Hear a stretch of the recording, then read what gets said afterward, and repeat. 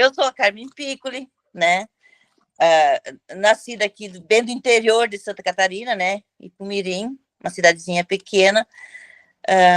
E daí eu saí de Ipumirim, vim para Xanxerê, onde eu conheci meu esposo. Quase em Abelardo eu conheci meu esposo numa determinada situação. E a gente foi namorando, depois a gente casou, eu tive o Vinícius, né?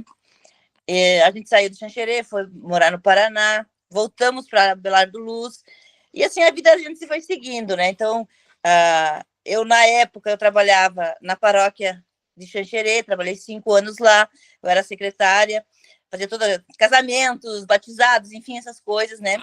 Sempre ajudando na igreja, é uma coisa que eu levo de família, né? Meu pai era muito disso, minhas irmãs também, a gente sempre ajudar na igreja e tal, né? Militância, tudo, né? Então a gente herda já de casa isso. Chegando em Abelardo Luz não foi diferente, né? A gente foi se envolvendo com política, com religião, com igreja, e assim o Vinícius foi crescendo nesse meio também, participava de grupo de jovens, até que ele tinha 14 anos e meio, eu tive o segundo filho, de tanto Vinícius pedir um irmão. Já nesse tempo, então, eu já tinha também, eu trabalhava em algumas escolas como substituta, também fui manicure, cabeleireira, fui faxineira, a gente já fez um pouco de tudo, né? Aí, quando eu tive meu segundo filho, a gente já tinha uma empresa, né? Meu marido é mecânico de máquinas pesadas, a gente tinha uma mecânica, onde Vinícius trabalhava já com o pai, né? Aí Vinícius trabalhou um tempo com o pai na mecânica até sair de casa e ser modelo. Aí eu tive o terceiro filho, né? Quando eu tive o terceiro filho foi, né, bem na época que o Vinícius estava saindo para ser modelo, né? Que eu inscrevi ele numa seleção de modelos que teve em Abelardo Luz e justamente eu estava grávida do Carlos Henrique. E as coisas foram acontecendo assim, a gente trabalhando aqui, militando na igreja, participando, e o Vinícius foi se envolvendo nesse ramo do mundo da moda, sem querer, né? A mãe colocou numa seletiva porque ele era muito bom de teatro. E nesse meio tempo também meu pai ficou muito doente, né? Meu pai acamou, né? Meu pai ficou 7 anos acamado com Parkinson. E então eu não pude acompanhar ele e visitá-lo onde ele estava no mundão, mas a gente sempre estava muito ligado. Daí eu já tinha mais 2 filhos. Aí já nesse tempo eu também já era diretora de escola. Você sabe que diretor de escola é uma infinidade de compromissos, enfim. A gente sempre está envolvido. Então a Carmen é uma mulher que não sabe ficar parado, assume vários compromissos ao mesmo tempo. As minhas irmãs diziam assim, como é que você dá conta de tudo isso? Eu atendia meus pais, né, que a gente não morava no mesmo bairro, mas eu estava todo dia lá, a mãe ligava, preciso de ajuda aqui para trocar o pai, as minhas irmãs também ajudavam muito, mas como tem uma irmã que não mora aqui, a outra minha irmã morava aqui, mas tinha a questão do trabalho, era mais difícil para sair, mas também ela auxiliava muito, e tinha também um esposo doente, que depois, mais tarde, veio a se tirar a vida, né? E daí, a outra minha irmã lá também, subia sempre no final de semana para nos ajudar. Meu irmão caminhoneiro. E então eu ajudava na igreja, eu era da escola, eu tinha meus filhos, eu tinha a mecânica para fazer toda aquela contabilidade, atendia meus pais, enfim. Então a gente sempre foi da luta. Quando eu falo da luta, eu não estou falando de lutas políticas, além das lutas políticas que eu sempre fiz, né, da militância, mas a minha vida toda foi uma luta, né? Sempre, às vezes a gente conversa, que eu e meu esposo, a gente diz assim, nossa, a gente, para ter as coisas, a gente tem que lutar tanto, né? A gente nunca foi fácil para nós nada, né? Então, mesmo na criação dos filhos, o Vinícius era muito doente quando era pequeno, ele, né, nos 2 anos assim, ele foi muito doente. Depois, quando a gente engrenou tudo, ele engrenou até a vida dele profissional, tudo, daí aconteceu essa tragédia do câncer, né, com ele, a gente, né, foi levando, daí a gente tem mais 2 filhos para orientar. Aí teve o meu pai acamado, depois a minha mãe também deu câncer, daí já veio. Então, eu digo assim, que eu tô tão envolvida que às vezes eu não paro nem.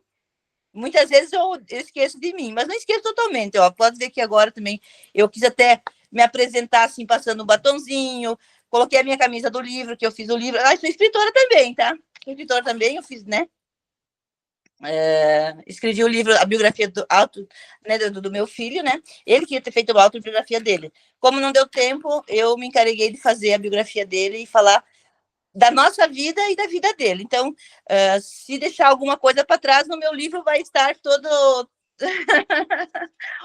não digo passo a passo, mas um pouco mais detalhado do que é a Carmen Piccoli, a família da Carmen Piccoli e Vinícius Piccoli, né? Cara, aqui em Cape Town, lugar muito, energia muito boa, natureza, tudo. Então é um lugar que eu gosto de vir aqui passar o final de tarde, ver esse pôr do sol incrível, que cada dia é diferente, cada dia do outro. Um dia tá ventando, um dia tem até a cor do sol, eu acho, o jeito que o sol queima é diferente. E sem contar a energia do lugar, né? Queria deixar aqui fazer esse vídeo aqui para quem é modelo, para quem tem o sonho aí de ser ator, ou para alguém que tenha vontade de, né, se descobrir mais, saber dos seus limites, saber até onde pode chegar, essas coisas assim, né? Para quem tem vontade também, né, de estudar, fazer atuação, todo mundo sabe que eu tô falando isso porque é mais o meu meio. Então, geralmente a pessoa sonha com lugares como Hollywood, por exemplo, para atuar. Os modelos têm vários lugares no mundo aí, para vários mercados para abrir, para conhecer, para passar. Mas aqui em Cape Town, para quem precisa, principalmente, aprender inglês, que eles falam muito bem inglês, então é praticamente a língua nativa, a primeira língua aqui deles. Os próprios africanos, eles conversam em inglês entre eles. E também é um lugar muito bom para estudar atuação, porque não é tão caro como, por exemplo, se você decidisse ir estudar em Los Angeles, né, onde é a capital de tudo, né? E aqui em Cape Town, eu pude perceber que aqui também é um lugar muito bom para isso, para TV, cinema, atuação, para modelar, para foto, enfim. E o custo aqui é menor para viver, o aluguel. E se você já está morando aqui, então já é um upgrade, porque você não precisa pagar já a passagem para vir, não precisa pagar mais um monte de coisa, o ticket. Um exemplo aqui, um curso de intensivão aí de umas 3 semanas, você vai desembolsar aí geralmente mais ou menos uns 700 a 800 dólares, onde em Los Angeles você iria gastar mais ou menos uns 6 mil dólares para fazer um curso desse de 3 semanas. E fora a passagem, hospedagem e tudo mais, né? Então é isso, deixando essa dica aí para vocês, esse lugar aqui que é foda. O livro físico está comigo, né? Eu já encaminhei meu livro físico para vários lugares do país, né? As pessoas me ligam, dão endereço. Muitas delas eu enviei gratuitamente, né? Porque o meu intuito não foi lucro, né? Apesar de que eu gastei um horror e estou pagando até hoje financiamento no banco, né? Mas eu quero que conheçam a história. Porque o Vinícius, ele teve uma carreira, assim, em 11 anos, ele fez uma carreira muito brilhante, muito bonita. Ele queria deixar para as pessoas o legado dele, o sonho, correr atrás do sonho, nunca desistir sem tentar, né? Ele lembrava muito que a gente não precisa passar por cima das pessoas para conseguir o que a gente quer. A questão da religião, espiritualidade, era uma coisa muito forte nele. E família. Quem pôde acompanhar nas redes sociais dele, ele sempre esteve muito presente com a família. Às vezes eu falo assim, o Sérgio Matos, que é o dono da 40 Graus, ele sempre, às vezes ele me dizia, Carmen, você está trabalhando, Vinícius, você liga demais para o Vinícius, mas a gente se ligava muito, muito, muito, muito.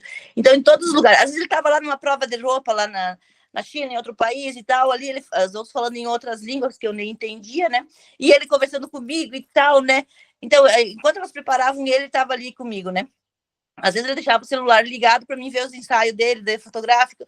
Então, assim, ele era muito presente. Então, o que o livro tem toda essa história nossa de superação de várias coisas. Não foi somente, claro, a morte do Vinícius foi para nós a pior tragédia, né? Mas a sucessão de várias coisas que a gente tem que lutar na vida. E nada é fácil.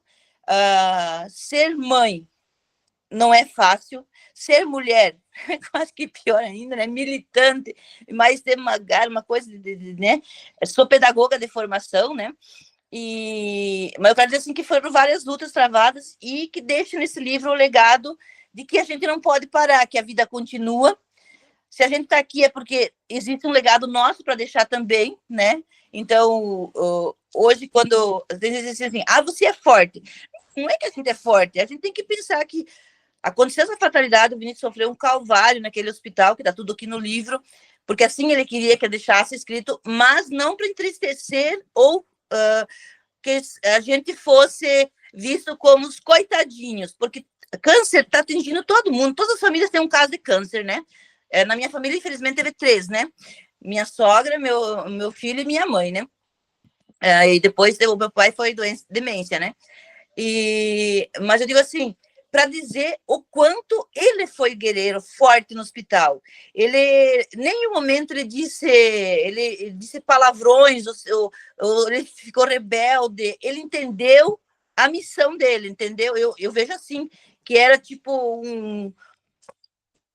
um preparo para ele, para deixar para as pessoas o quão a gente tem que enfrentar tudo que a vida nos coloca, todas as dificuldades, mas nunca querer passar por cima de nada, nem seja de uma pessoa, nem seja de um problema, nem sabe aquela história que tem de cortar um pedaço da cruz para você passar mais rápido num determinado lugar? Não existe, lá você vai ter dificuldade lá na frente. Então, se é para você passar isso, você vai ter que passar e você vai ter que se fortalecer espiritualmente, ter força, e a família sempre que está contigo, né?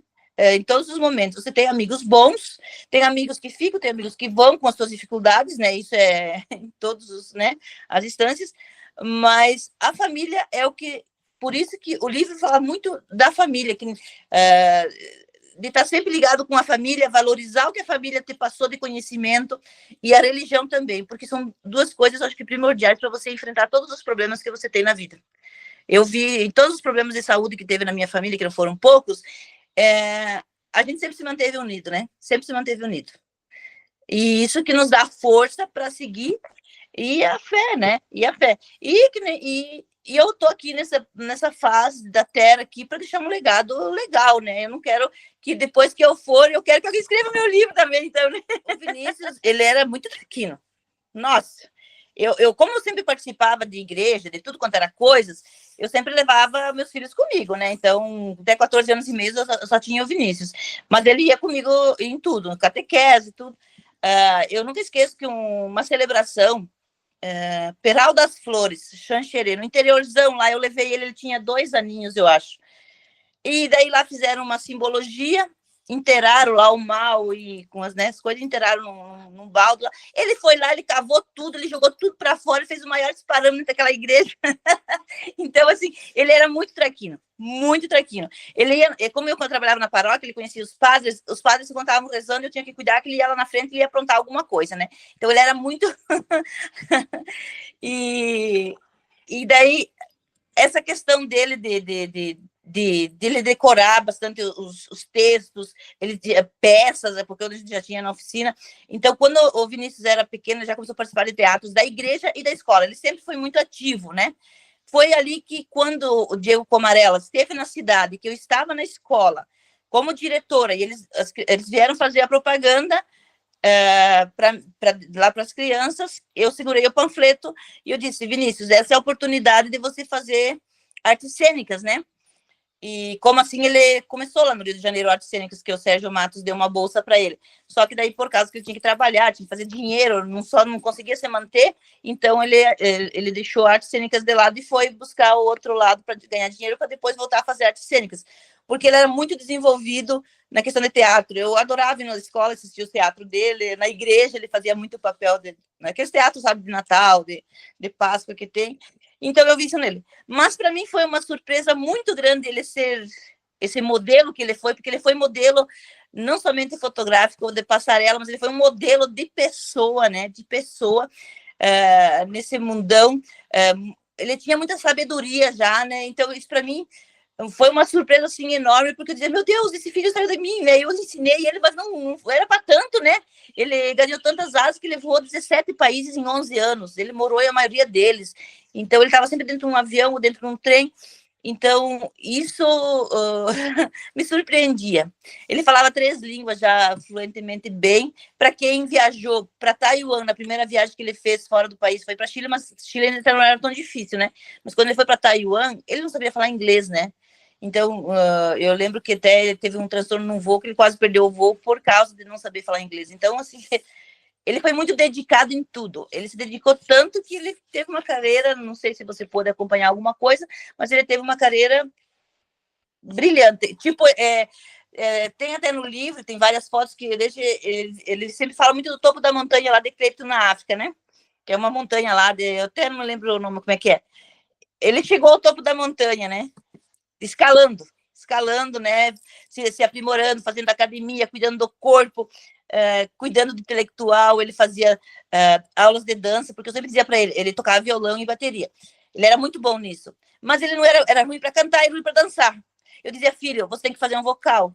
Você tem que fazer aula de dança, você parece uma vassoura, você é muito duro. E eu e o meu marido, a gente, não pra gente se gabar, mas a gente é bom bailarino, né? A gente dança muito, a gente sempre foi muito de dança, a gente vai nos bailes e não para. Antes, agora a gente dança menos, né? Até por causa que a idade já, a gente está muito acomodado nessa questão da dança. Acho que foi uma das coisas que eu me acomodei, né? Mas sábado que vem a gente já vai pro baile de novo. E daí ele foi fazer também aula de dança, então ele já estava assim, ele investiu nele, né? Para ele ser esse ser que ele era. Então, assim, me admirei muito, né? Essa montanha que você falou é a Table Mountain? Isso aí, isso aí. Aquela famosona da Cidade do Cabo, né?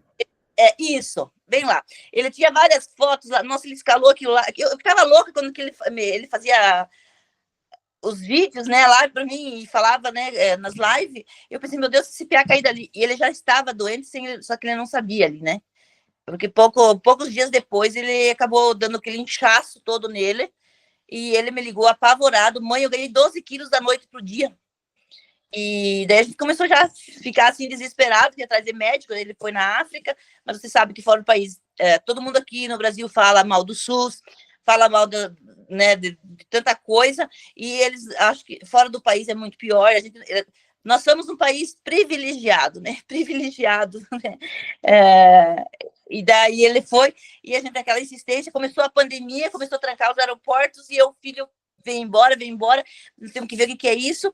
Aí liguei para a menina em São Paulo para a gente tentar conseguir uma passagem, e até então eu não contei para ninguém na família, né? Desde quando que eu apurei, assim, sabe? Daí eu levei para a família, Reze, pelo amor de Deus, o Vinícius tem que arrumar um voo para vir para o Brasil, porque o Vinícius não está bem. Ele não tinha dor, só tinha um inchaço.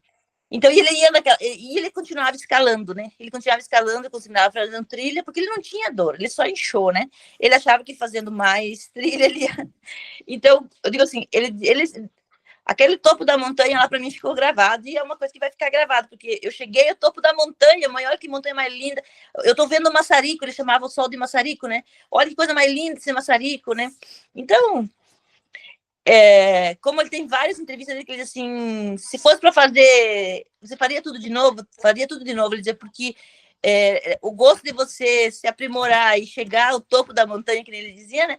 Ele dizia que era muito satisfatório. Então, isso é uma coisa que acalma o coração de uma mãe, quando uma mãe pensa assim, meu filho sofreu. Sim, ele sofreu muito, essa carreira dele não é fácil. Eu imagino que ele deve ter, os perrengues que ele deve ter enfrentado, assim como eu falo no livro, eu conto o que eu sei, né? O que ele me contou, mas tem muita coisa que ele não me contou para não me fazer sofrer, né? E eu sei que ainda no mundão a gente sofre, né? Imagina, fora de casa, fora da família e tal.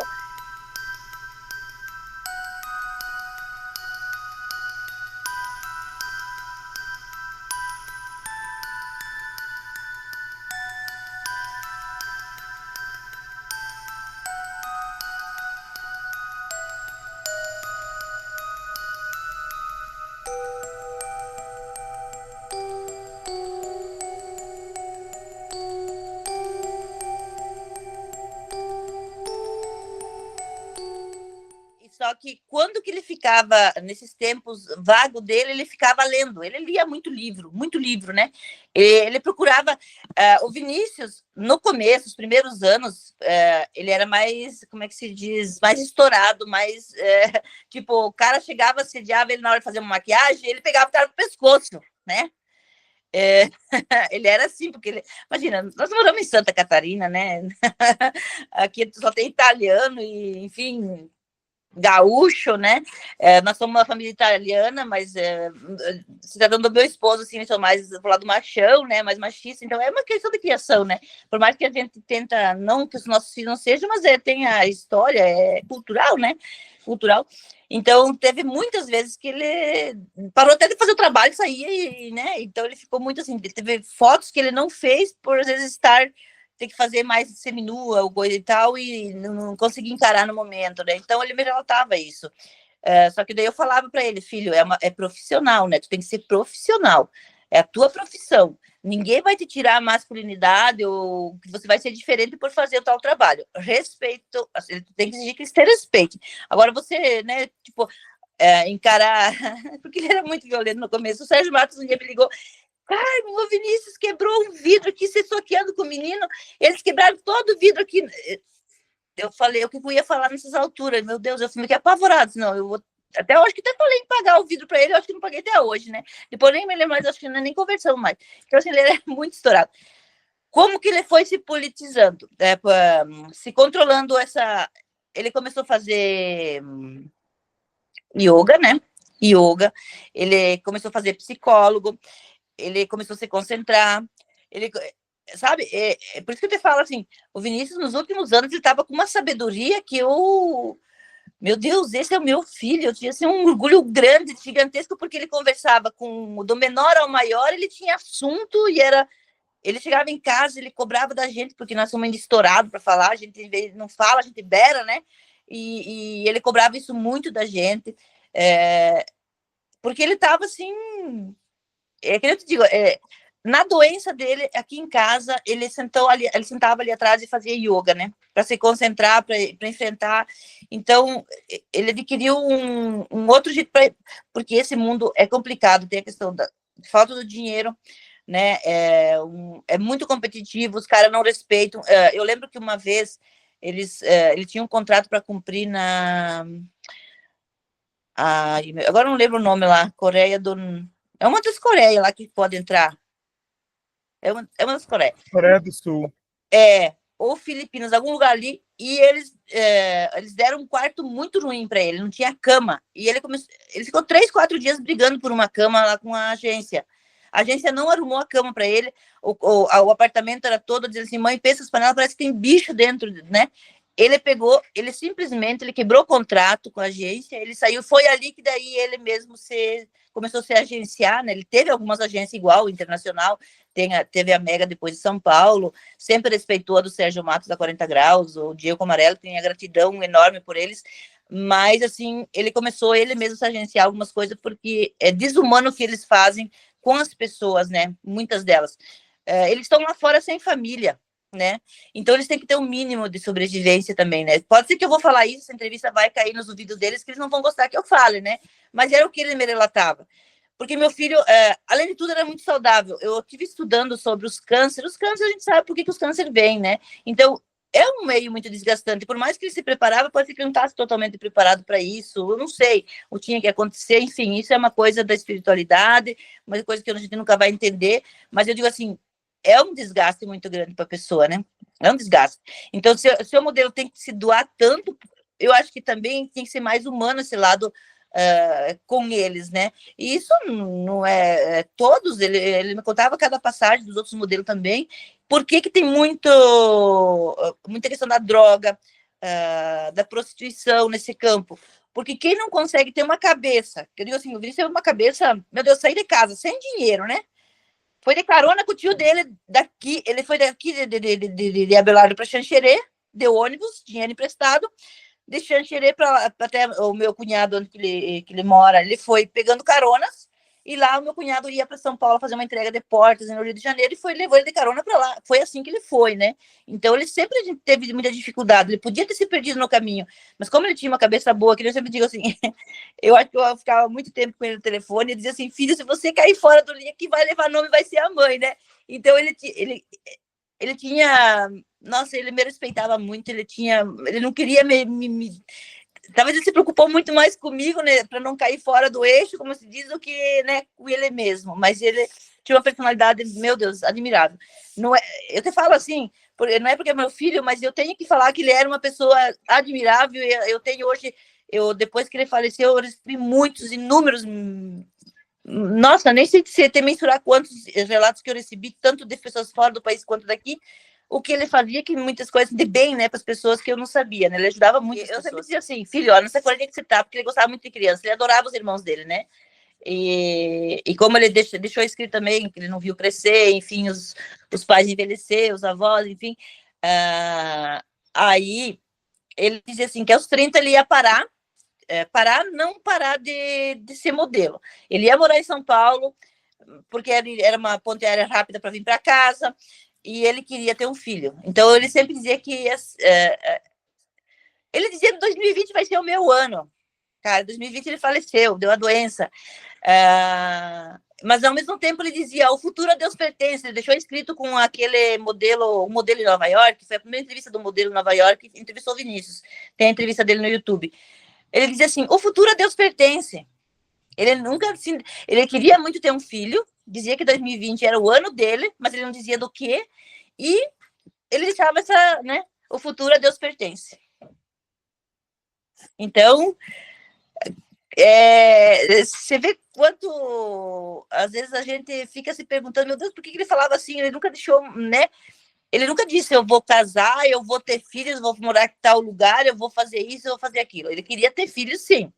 Mas ele dizia, 2020 é o meu ano. Por quê? Porque a carreira dele estava bem sólida, já ele estava com uma carreira bonita, né? No amor ele não estava bem, por causa que... Aquela coisa, as mulheres hoje em dia... Eu sempre digo assim, filho, olha o custo que você teve para sair de casa, deixar a tua família, você andar sozinha nesse mundão, fazer a tua carreira, e agora para uma mulher atrapalhar a tua carreira, digamos assim, por ciúmes, não querer que viaje, não querer que faça isso, não querer que faça aquilo, né? Então ele tinha também, no último relacionamento dele, ele sofreu muito isso. Também foi uma coisa muito desgastante para ele, porque ele tinha que cumprir um contrato Desculpa. Ele tinha que cumprir um contrato na África do Sul, e essa namorada que ele tinha, a última, não queria que ele fosse. Então deu muita briga, e ele ficou bastante desesperado, acho que já gostava realmente dela, né, sei lá, e ele foi uma coisa que abalou também muito ele, né? Mas ele nunca deixou de cumprir os compromissos dele, né? Então, como ele tinha um contrato, ele tinha que cumprir. Então, ele era muito responsável. Ele sofria teve o último final de ano, 2019, que a gente passou junto. Ele queria que essa namorada dele tivesse vindo para cá, e ela não quis vir. E ela brigou com ele porque ela queria que ele fosse viajar com os amigos dela, não sei para onde. Ele optou por ficar com a família, porque o Vinícius era muito família. Ele queria que ela viesse para passar com nós. E foi assim, eu te digo assim, se ele não tivesse passado aquele ano com nós, foi o último ano que a gente passou junto, né? A gente fez muitas coisas legais, né? Como sempre a gente fazia quando ele vinha, mas eu percebi que ele não estava feliz no amor, né? Porque daí, tipo, ela era uma pessoa muito que cobrava, então isso, por ele ser um homem tão bonito, tão bacana, e não teve uma pessoa companheira do lado dele, né? Tipo, uma companheira mais legal do lado dele. Quando ele estava doente, ela fez algumas visitas lá e tal, mas depois ele já estava doente, né? Então não tinha. Então talvez essa parte ele tenha ido triste, né?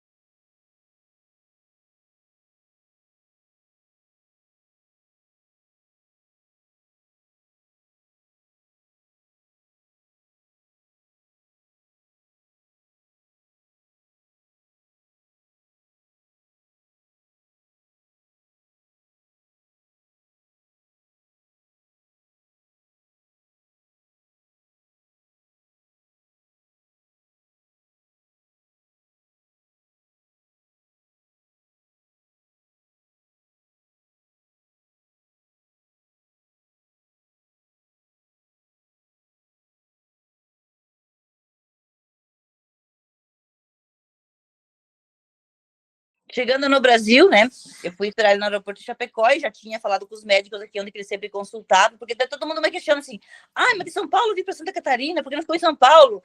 As pessoas, cara, as pessoas questionam umas coisas que elas não sabem. Se a gente soubesse o que ia se desenrolar, a gente teria ido para os Estados Unidos, então, né, o outro lugar, então, que dizem, que eu lembro que tem a Luciana Bortoncello, ela mora em Los Angeles, é uma parente minha, que o Vinícius descobriu nessa viagem toda com a Gisele Fraga, né? Então, ela também queria que eu levasse o Vinícius para lá, mas no momento que depois que a gente descobriu as coisas, não tinha mais como mexer muito o Vinícius, porque dependendo de um monte de aparamentos e tal. Se fosse antes, é óbvio que a gente teria feito diferente. Mas a gente procurou aqui também, a gente também tem médicos bons, tem centros bons, só que foi uma incógnita. O Vinícius só inchou, ele não tinha dor. E tinha uma coriza no nariz. Essa coriza foi aumentando. Quando ele viajou, eu achava que ele estava com sinusite. Eu falei, filho, tu chega em São Paulo, tu vai no Turino.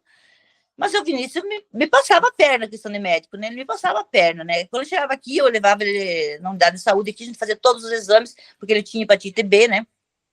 Ele herdou na minha gravidez. Então, e eu só descobri isso depois que ele já era modelo, né? E daí eu ficava mais preocupada ainda com a questão da alimentação, né? E daí eu já liguei para o médico ali em Palmas, que aqui não era muito longe de casa, a gente sempre consultava lá, o médico já conhecia ele, tinha toda a ficha, e fomos lá. Já estava como é que se diz, as entradas das cidades tudo trancadas, a gente muitas vezes teve que passar por cima de meio fio com o carro para levar ele, porque ele começava a ter, assim, do nada, assim, passar muito mal, né? E chegamos lá, foi feita uma bateria de exames de sangue, foi feito uns 30 tipos de exame de sangue. Eles começaram a pesquisar bichos lá da África, eles achavam que algum bicho tivesse mordido ele, né? Então, eles começaram a pesquisar muita coisa. Mas eles sempre, aquela coriza dele, eles não investigaram muito. E era onde que estava o problema, né? Era onde que estava o problema. Eu questiono muito isso no livro, assim, eu falo para os médicos, eles têm que ouvir mais a família, eles têm que pedir mais exames de imagem, não somente o clínico, né? Porque é de imagem que vai te dizer certo, né, se tem algum problema ou não. Foi feito 2 tomografias, mas não foi o suficiente. Eu pedia ressonância, me diziam que não precisava. Mas a minha preocupação era o fígado dele por causa da hepatite B, entende? Então eu estava achando que era alguma coisa assim, porque minha mãe morreu de câncer de pâncreas e fígado, né? Então nós somos de uma família, o lado da minha mãe é todo esse lado mais do fígado, né? A gente tem, já é meio que na família isso, né? E daí que a gente foi lá, a gente ficou 20 e poucos dias, a gente ficou internado uns dias, veio para casa e ia todo dia, né, assim que ele passava mal, porque começava a sair sangue do nariz dele, ficava horas saindo sangue, eles não conseguiam estacar, mas era isso que eles não investigavam direito, entende? Que não era normal, né? Aí o médico de Palmas disse assim, eu vou te encaminhar para um infectologista, né? Tô sempre achando que era bicho que tinha mordido, né? Porque daí ele começou a ter manchas no corpo. Mas as manchas, depois, com o tempo, a gente vai estudando, né? Até porque eu tive 3 pessoas com câncer na família, as manchas são oriundas do câncer. Ou a cite dele na barriga era oriundas do câncer. Um sangramento de nariz é oriundo de um tumor na cabeça ou de qualquer lugar dessa região. Eu não estudei medicina, mas quem estudou medicina deveria saber isso, né? Deveria saber isso, porque eu, como os problemas que teve na família, eu já sei isso. E daí eu questionava os médicos, porque a minha irmã mais velha, ligou para mim, Carmen, tem que fazer ressonância. A minha irmã já parecia que tinha diagnóstico ali, né? Dessa doença. E daí eu também comecei a lembrar da mãe, como é que a mãe estava. Então a gente já tinha mesmo essa. Só que leva nos médicos, os médicos não precisava fazer ressonância, não é isso e tal. E daí foram dando outros remédios para outras coisas, enchendo de remédio, o Pia não melhorava, o Pia de noite aqui levitava na cama, né? Ele disse, mãe, eu tô levitando, tem bicho no meu corpo, mãe.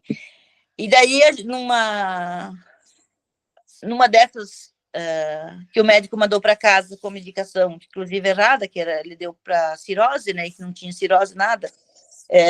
Eu fui atendida com preconceito no hospital em Chapecó, por um médico, porque meu filho era modelo, meu filho tinha hepatite B, como eu sempre falei, hepatite B, porque eu tive na minha gravidez e não sabia, ele não foi vacinado, meus outros 2 filhos não têm, porque eu consegui saber a tempo dos outros 2 filhos, né?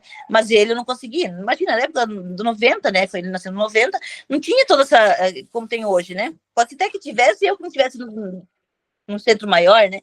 E nem sabia que tinha também. Eu só descobri isso quando ele tinha 2 aninhos, que eu fui doar sangue para nona do meu marido, e que daí eu descobri que eu tinha hepatite B, né? E na minha família a maioria tem hepatite B, né? Então a gente não sabia.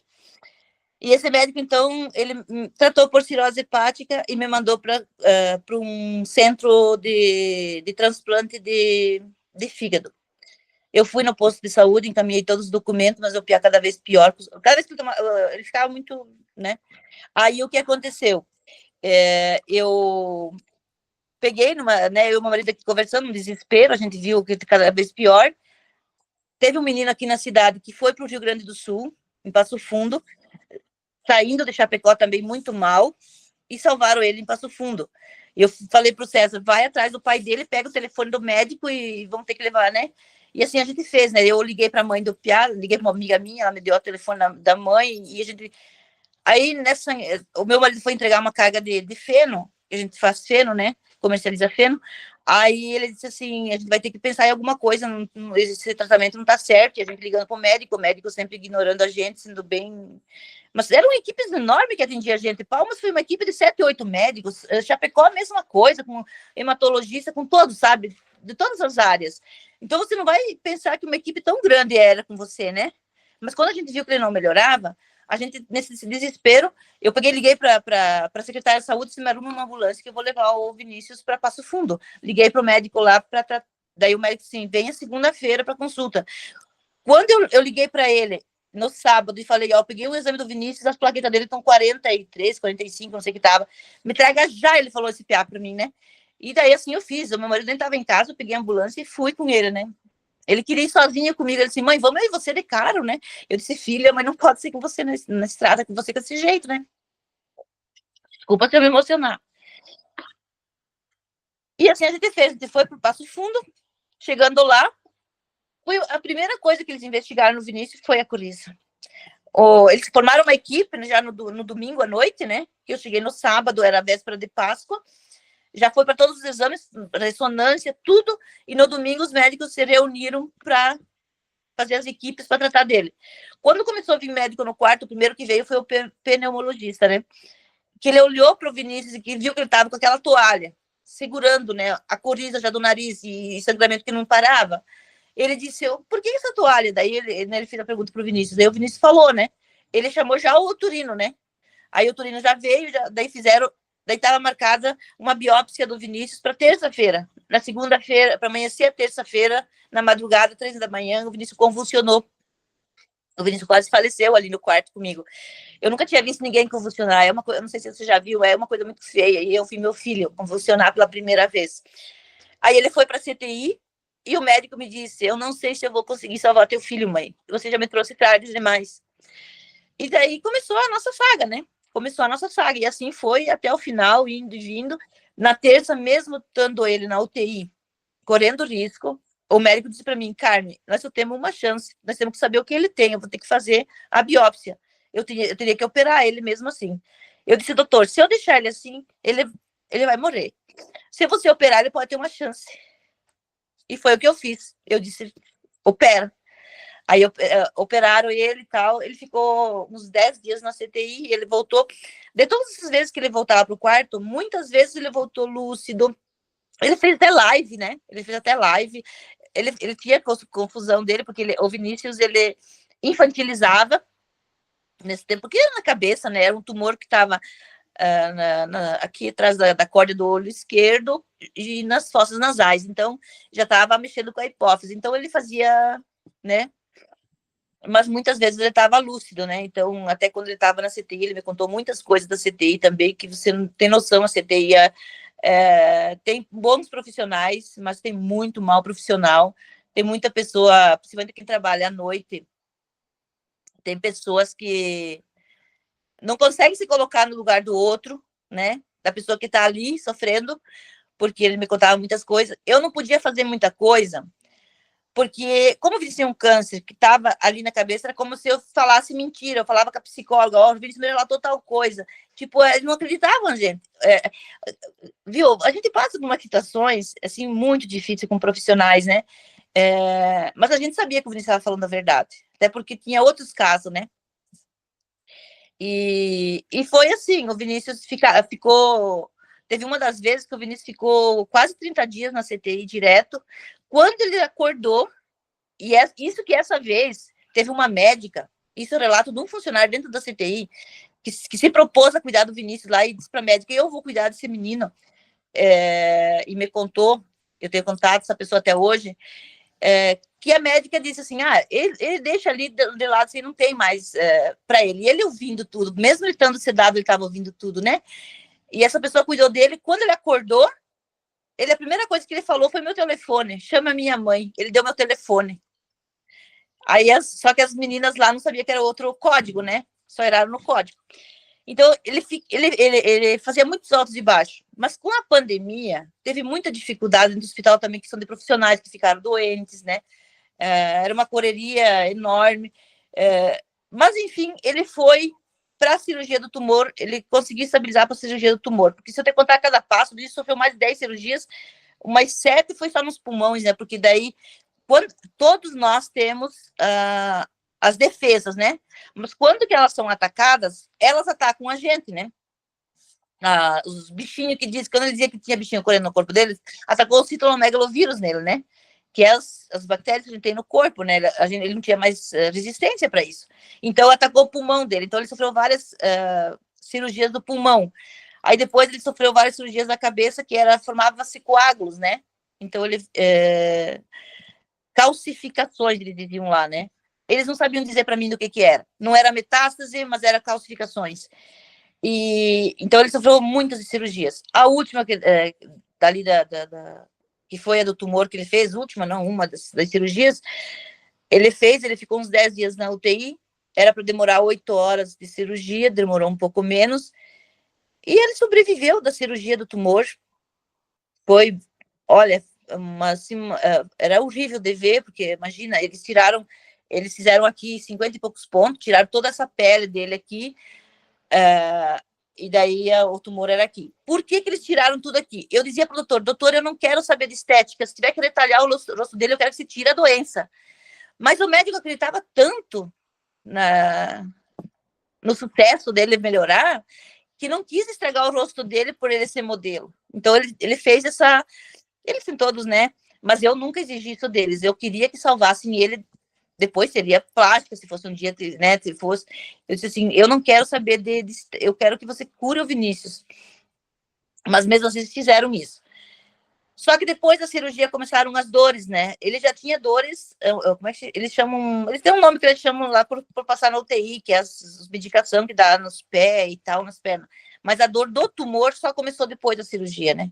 Daí começaram as dores de cabeça, então não tinha mais, era direto morfina, tramadol, porque eles tinham que intercalar, porque era muito remédio.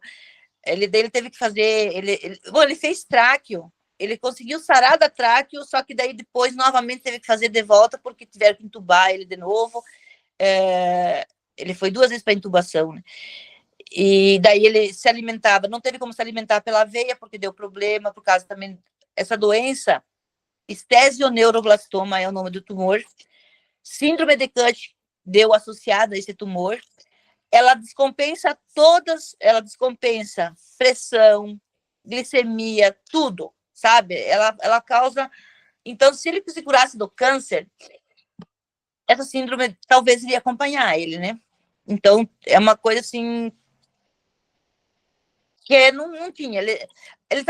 Tu estava olhando para ele assim, de repente ele já caía e ele ia para a CTI, né? Então, foi desesperador o que foi passado no hospital. Para te falar bem a verdade, foi desesperador.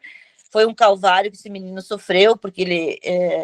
Isso que a gente fica assim, como mãe, eu vou procurar não traumatizar, porque assim, eu não quero deixar o público traumatizado, mas eu quero informá-los, né? Porque a gente, como mãe, ver uma situação de um filho passar por isso é muito doloroso. Então, eu cheguei a dizer várias vezes, aquela convulsão podia ter dado lá em casa, que pelo menos eu sabia que ele convulsionaria, ele ia falecer, não iria ter todo esse sofrimento, né? Porque ele tinha...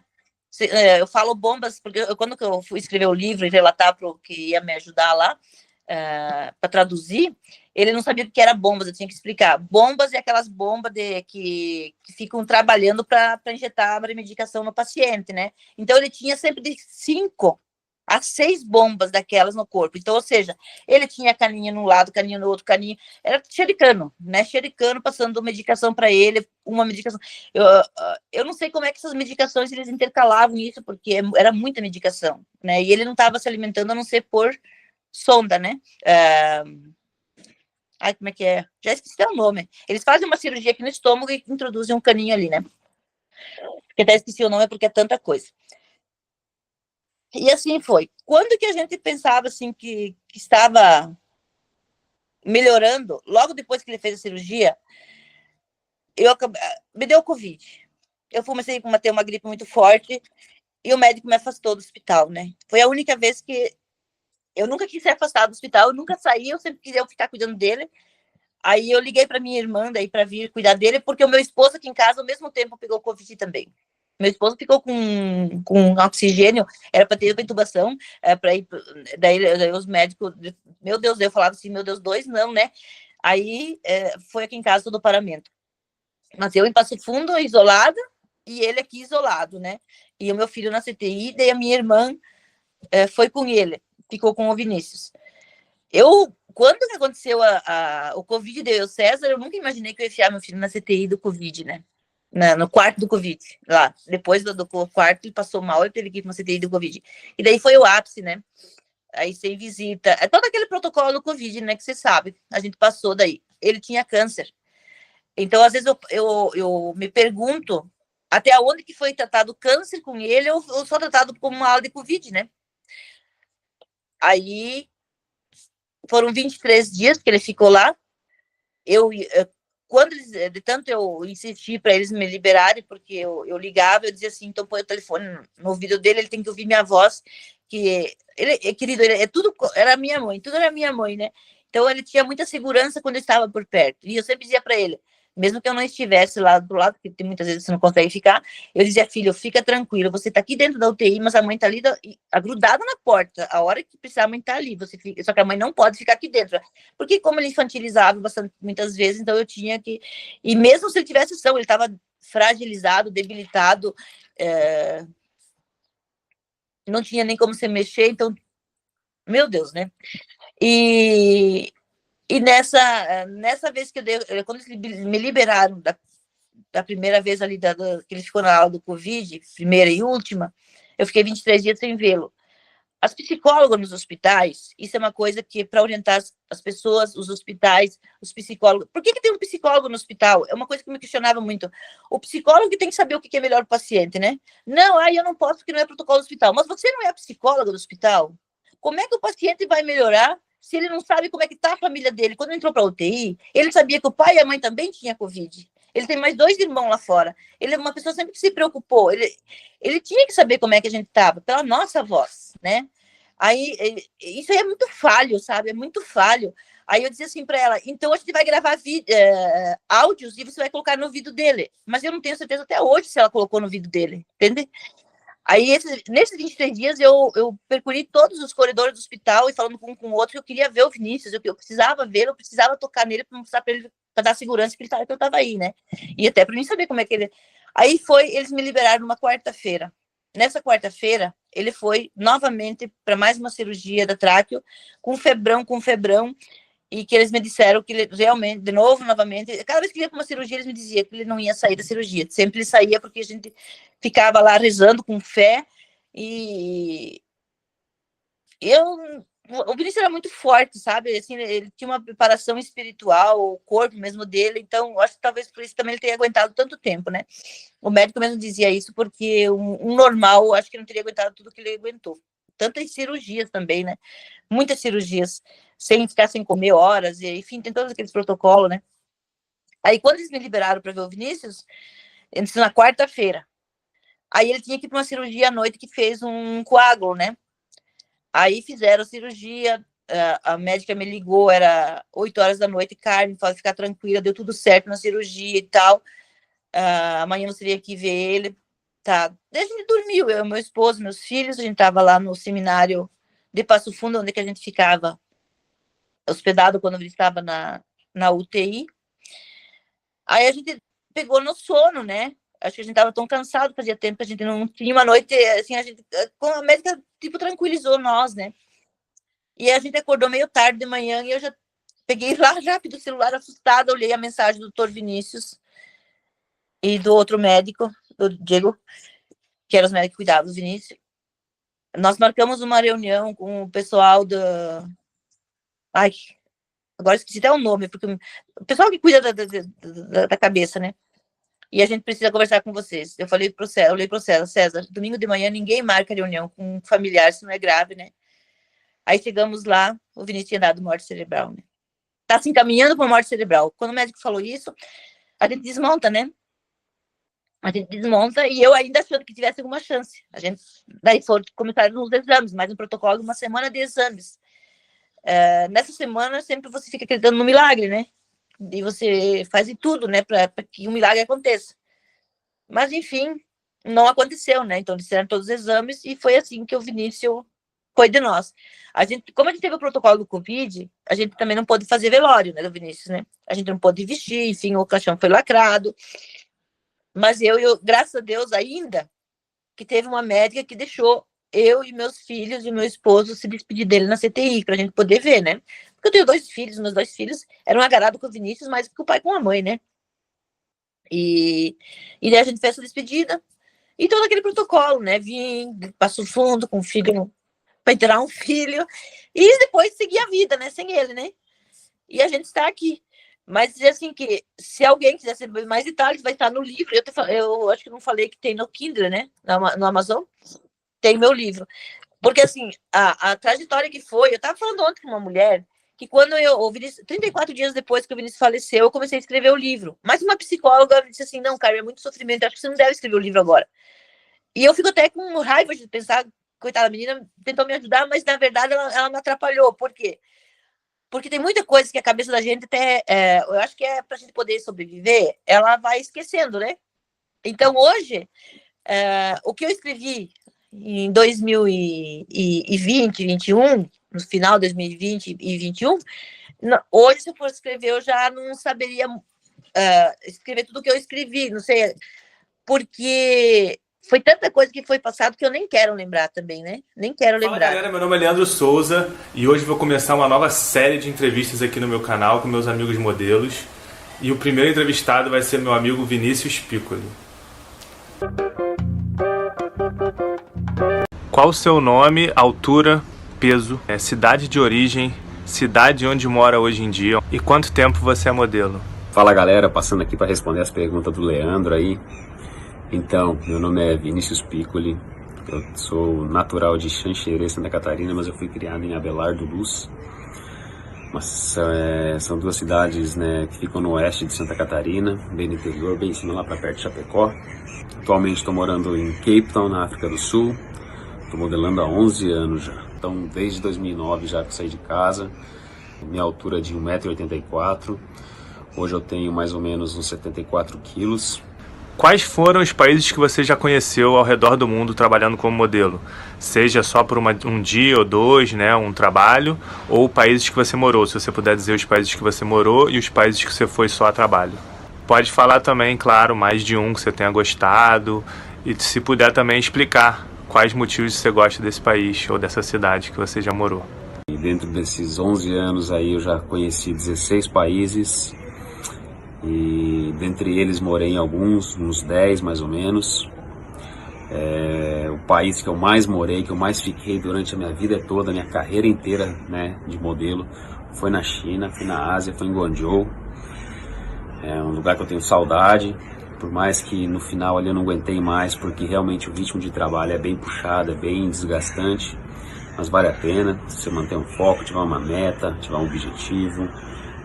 Vale a pena o esforço, afinal nada vem, né, de graça.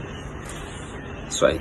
Vamos lá, agora eu vou começar falando dos países que eu trabalhei, que eu fui morar, mas como eu já tenho alguns, é bem capaz que eu esqueça, né, da ordem ou de algum país. Então eu comecei viajando pelo Chile, aí eu fui para Taipei, Taiwan, aí eu fui para Guangzhou, conheci Hong Kong, viajei para várias cidades da China. Aí eu voltei pro Brasil depois de um tempo, daí eu acho que eu voltei pra China de novo. Eu fui Miami, Coreia, Filipinas, Shanghai, Milão, Turquia, Miami, Nova York, Los Angeles, agora aqui na África, Colômbia e mais algumas outras cidades de alguns outros países, algum outro país que eu devo ter esquecido também, Tailândia. E é isso aí. Quais desses países você mais gostou de ter ido, conhecer ou morar? E qual desses você moraria, se você pudesse escolher hoje em dia? Pode ser o que você está morando hoje em dia, claro. Então, dentre todos esses países que eu já fui, que eu já morei, que eu visitei, né? Futuramente eu vou escolher a Europa para morar na Europa, até pela qualidade de vida. Gosto muito do meu país, do Brasil, mas, né, eu vou escolher, acho que morar em Milão. É uma cidade que eu me sinto bem, sinto que eu estou em casa, sinto uma energia, uma vibração muito boa de estar naquele lugar. Gosto muito de outros lugares também, lógico, mas acho que no futuro mesmo eu vou morar em Milão. Vinícius, qual foi o maior perrengue que você já passou em toda a sua carreira como modelo? Cara, perrengue foram vários, né? Por não ter dinheiro, não ter experiência. Acho que um deles foi que quando eu tive que dormir uma vez na calçada lá em São Paulo, eu lembro que o segurança, eu e um amigo meu, veio com segurança, viu pela câmera que a gente pegou o jornal embaixo da porta lá e mandou a gente dobrar o jornal e colocar no mesmo lugar onde a gente tinha pego. Cara, viajar pra Ásia com $200, não ter dinheiro para pagar o visto. Uma velhinha que eu conheci no aeroporto, a velhinha pagou para mim o visto, porque ela viu que eu não tinha dinheiro, me deu até moedinha para eu poder ligar para minha mãe, que naquela época, acho que até hoje no aeroporto de Hong Kong, moeda que você coloca para ligar. Mas enfim, depois eu descobri que tinha Wi-Fi o aeroporto e eu podia ligar por Skype, né? Mas os perrengues mesmo, cara, não é tanto por não ter condições, mas pela língua, cara, conhecimento. Você chegar num outro país, num país estranho, onde você não domina a língua, né? Você não fala nem inglês para tentar alguma coisa, uma conversação com qualquer pessoa. Então, cara, eu acho que o conhecimento de tudo, tirando, né, as condições, a parte financeira, a má experiência, eu acho que, cara, o conhecimento. Então, se vocês puderem, galera, se dediquem a isso, estudem. O país que você mora hoje, você gostaria de morar aí para sempre? Ou você pensa em algum momento não estar mais nesse país que você está morando hoje em dia por algum motivo? E qual é esse motivo? Então, agora que eu estou morando aqui na África, que eu ficarei mais 2 meses, não é uma cidade que eu escolheria para morar, de jeito maneira. Não fazendo o que eu faço como modelo, assim. Eu acho aqui uma cidade, né, tipo Rio de Janeiro, assim, né, mais praia, mais oba-oba, mais essa parada, assim, tá ligado? Não é minha... Lógico que eu gosto de ir pra praia, lógico, né? Quem não gosta de uma vibe dessa? Mas eu prefiro morar num lugar onde que eu vejo que tenha muito mais oportunidade, onde as coisas giram, assim, muito mais, do que, assim, numa cidade, assim, que parece que a galera é mais, né, tipo 5 da tarde já fechou tudo e não tem mais nada. Então, é isso. Quais desses lugares que você foi você não indicaria de jeito nenhum para as pessoas irem trabalhar como modelo? Ou quais você não indicaria de jeito nenhum para a pessoa ir, nem visitando, nem como modelo, que você realmente não gostou? Tem algum? Não, cara, eu acho que eu não falaria assim que não tem um país que eu não dissesse para as pessoas não irem visitar, ou não irem trabalhar. Até porque acho que cada pessoa, para cada um, é uma experiência diferente, né? Eu digo assim, vamos falar na parte profissional como modelo, às vezes não é bom para mim, mas é muito bom para outra pessoa, ou às vezes não é muito bom para outra pessoa, é muito bom para mim. Então eu costumo dizer que cada pessoa ela tem o seu lugar certo, ela pertence a cada lugar e ela tem que achar esse lugar. Ela tem um tempo para ela achar esse lugar, né? E descobrir que ali é o lugar dela. E não acho que na parte como pessoa falaria para não conhecer algum país, né? Eu acho que vale a pena, você tem que conhecer, conhecimento, bagagem, o máximo que você puder, colocar aqui dentro dessa cachola aqui, histórias e levar que é isso com você e deixar coisas boas para as pessoas por onde você passa, né? Porque é isso que a gente deixa daqui, né? A pessoa que a gente foi, a pessoa que a gente era. Eu queria fazer uma comparação aqui entre Brasil e algum país que você tenha amado, conhecer ou morar, e se você pudesse falar um pouco das diferenças entre o Brasil e esse país, pro bom e pro ruim. Por exemplo, se você gostar mais do Brasil, você dizer por que você gosta mais do Brasil que esse país ou cidade. Se você gosta mais do país ou da cidade, explicar quais as diferenças desse lugar em relação ao Brasil te fazem gostar mais desse lugar do que do Brasil. Bom, primeiramente, cara, quero deixar aqui que eu, né, sou brasileiro, gosto muito do meu país, mas tanto que a gente acaba tendo oportunidades de viagem, a gente acaba conhecendo outros países, outros lugares, diferentes culturas, diferentes costumes, né? Não tem como a gente comparar, mas a gente vê a diferença na hora de viver, a gente vê a diferença em várias coisas, né? Infelizmente, nosso país ele tem triste, corrupção, essas coisas assim, não que nos outros não tem, mas aí você vê uns países, né, na Europa, né, Alemanha, né, Milão, né, tem outros países muito bons também, Noruega, onde tem as melhores universidades do mundo, né, e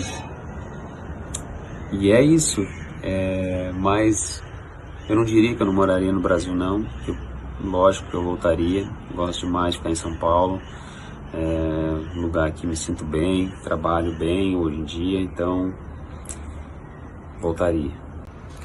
Então, eu acho que eu não teria problema nenhum em morar no Brasil não, até porque seria melhor para ficar mais perto da família, né? Sair de São Paulo e ir para Santa Catarina ali, você pegar um avião, 1 horinha de voo, você tá em casa, então você tá pertinho de tudo. E sem contar, né, a facilidade, né? Mas vamos ver aí, o futuro a Deus pertence, deixar a água rolar, deixar as coisas acontecerem, que com certeza o futuro vai se decidir aí por si, o que é melhor, vai ser morar fora, se vai ser voltar pro Brasil. Não tô com pressa disso ainda, deveria, né? Mas vamos com calma que tudo tem sua hora. Valeu, Leandrão aí, um modelo em Nova York, entrevistando os calouros, os modelos aí, around the world. E é isso aí, tamo junto, um grande abraço. Chegou ao Brasil dia 5 de março de 2020. Vinícius faleceu dia 14 de outubro de 2020. Todo esse tempo nós passamos dentro de um hospital sem ele ver a cor do sol. E isso foi muito forte, sabe? Foi muito forte.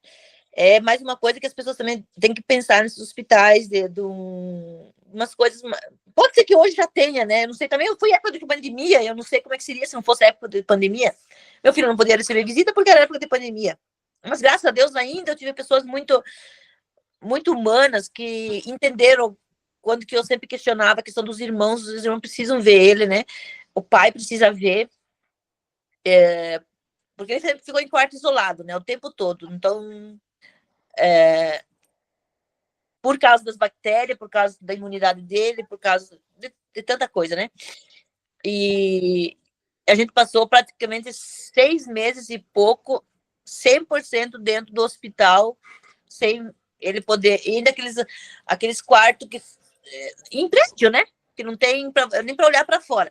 O último... Ali antes dele na UTI, que ele ficou com a minha irmã, daí ele, como era um quarto de Covid, ele tinha uma área para a rua. Mas ali já estava também, aí não sei, mas lá no começo eu acho que teria ajudado mais. Ele gostava muito do sol, da chuva, das árvores, de tudo, né? E você vê trancado dentro com uma doença dessa. Mas eu vou dizer uma coisa, que isso é para mostrar para as pessoas o quanto ele era espiritualizado. Ele nunca se revoltou com Deus ou com as, né?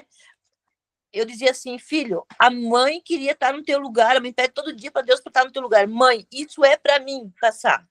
Eu disse, mas você não merece, meu filho, você é uma pessoa muito boa. Porque se fosse por ter, eu que sou mais velho, eu tenho mais anos de... Tivesse, que eu acho assim, que quando as pessoas dizem assim, a fulano pagou, que fez. Não, gente, uma doença dessa, ou a morte, não é pagar, porque eu sempre digo, meu pai era uma pessoa excelente também, nunca fez mal a ninguém, também ficou 7 anos acamado, foi um calvário, né?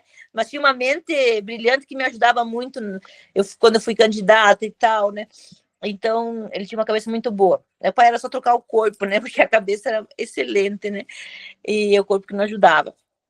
Então, ele dizia assim, o Nono e o Nono também passaram por isso e eles aguentaram, mãe. Isso é para mim. Então, ele tinha... Cara, ele se preocupava comigo, mãe, eu acabei da tua vida, porque eu tava... Desculpa que a Jolly, que é a cachorra que ele trouxe da China, que ela gosta de ficar coando, né? Quando ela tá sempre junto comigo. Ela dorme, inclusive, na minha cama. E daí eu falava assim, eu tinha, antes dele ficar doente, eu tinha feito uma dieta com o coach, que ele mesmo me proporcionou. Eu fazia caminhadas, corridas, enfim, nós estava combinando uma corrida para São Silvestre, né? Para a gente correr junto. Então, eu tinha emagrecido 28 quilos, eu estava na melhor fase da minha vida, assim, corporal, né? E mente também.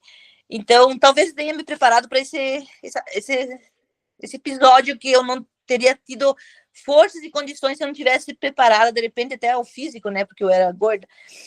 Aí ele dizia assim, ele olhava para mim e dizia, mãe, eu acabei com a tua vida, porque daí eu já estava, imagina como é que eu estava todo esse tempo dentro do hospital. Muitas vezes eu tinha, como ele não conseguia se alimentar, eu não conseguia me alimentar na frente dele. Então né, não muitas vezes, né, a gente ficava, ou então eu tinha uma lanchonete no hospital, às vezes eu ia pegar alguma coisinha diferente para ele, daí eu, né, foi assim, todos esses meses, né, então eu fiquei bastante, o meu corpo ficou também tudo, ele estava preto da medicação, e eu acho que tipo, as pernas, principalmente, de ficar tanto de pé, né, porque quando você pede para um profissional vir trocar o teu paciente, se ele faz cocô, se ele faz xixi, ou se ele precisa se erguer da cama porque ele está cansado de ficar naquela posição, eles demoram muito. A gente entende que tem outros pacientes, né? Mas aquele que está na cama, ele não pode ficar esperando, né?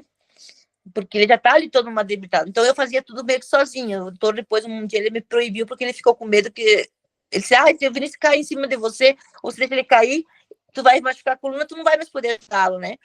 Mas eu fazia para não ver eles, né? Então eu queria dar conforto para ele. O máximo que eu pudesse dar conforto. Então, é um desgaste físico, mental, psicológico. É uma tragédia. Mesmo a gente foi no show, e os shows lembram muito do Vinícius, porque o Vinícius era uma pessoa muito alegre. Ele chorou lá no show, antes de né? Então, assim,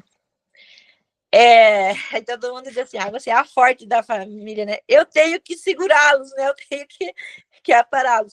Mas eu também tenho meus momentos de fraqueza também, né? Às vezes eu digo assim, eu digo assim, o Vinícius estava lá no UTI, eu tive que aguentar. 3 horas da manhã ele convulsionou, ele quase morreu, e eu não pude ligar para ninguém da família para contar, porque eu sei que meu marido ia se desesperar, ele ia sair louco pelas estradas, ia causar um outro acidente, tem os outros 2 meninos, então eu tinha que pensar em tudo. Então eu tive que sempre pensar em tudo para remediar, né? Mas eu diria assim que hoje ele tá muito mais abalado que lá no começo, né? Tipo, é aquela coisa que a gente esperava muito que ia... E ele, 20 dias depois do meu filho, morreu a mãe dele, porque não aceitou a morte do neto, né?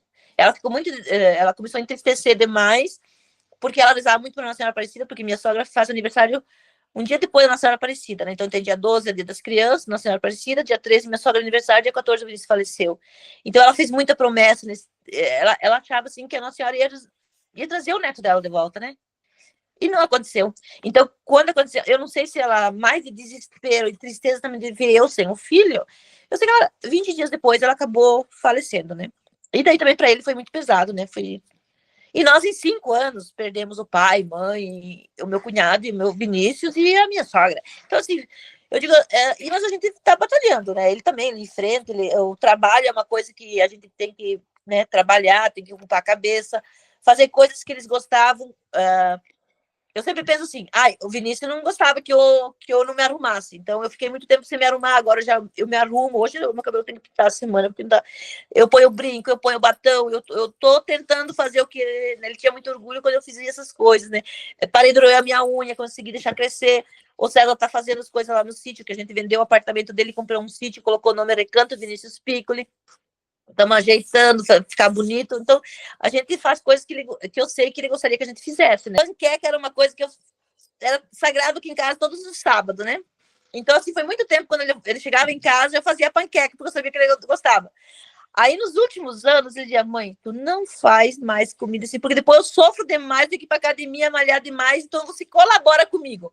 Então, o que a gente fazia muito daí era carne com bastante legumes e tal no forno, que isso podia fazer à vontade. Então, a gente também eu também comecei a cuidar já nos últimos tempos para ajudar ele no corpo, né?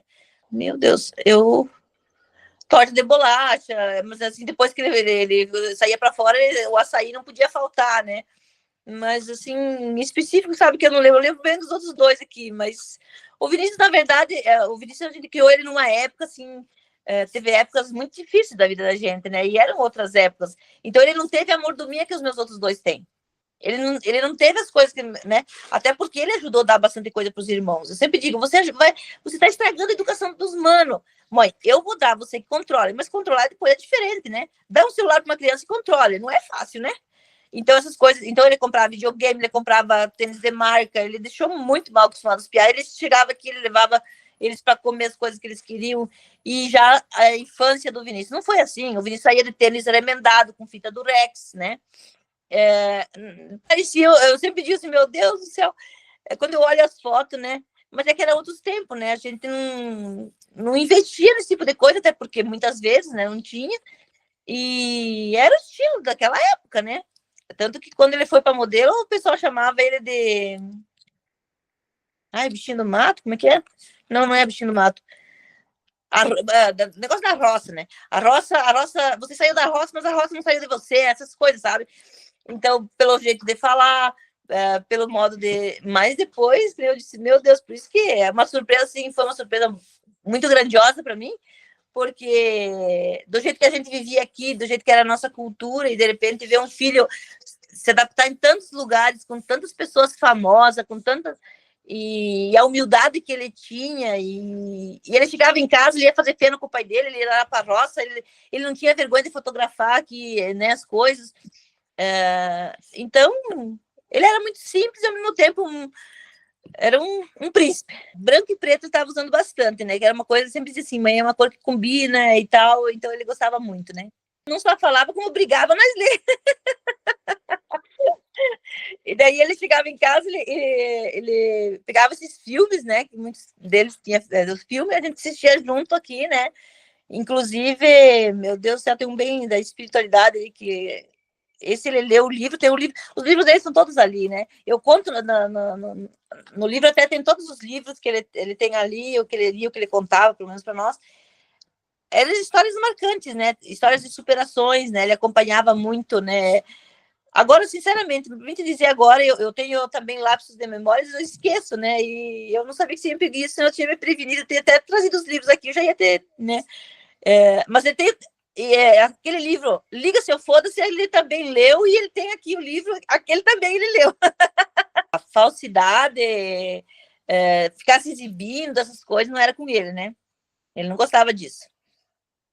Tipo, aparentar o que não era, aparentar o que não era. Ele era muito simples, e ele não gostava nem que a gente se soubesse algum, né? Ele não gostava. Ele nunca ficou sem fazer nada.